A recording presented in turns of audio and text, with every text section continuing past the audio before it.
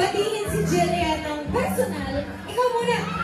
So excited ka na ba mapanood si Jillian sa Kabilang Lagim? Kasi alam ko, bumiyahe ko pa just to watch. Excited po ako manood din. Congratulations pala sa movie mo. Thank you!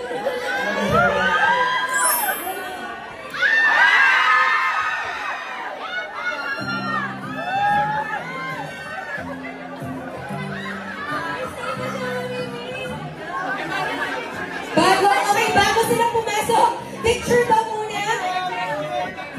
Thank you so much sa pagsuporta, Elman.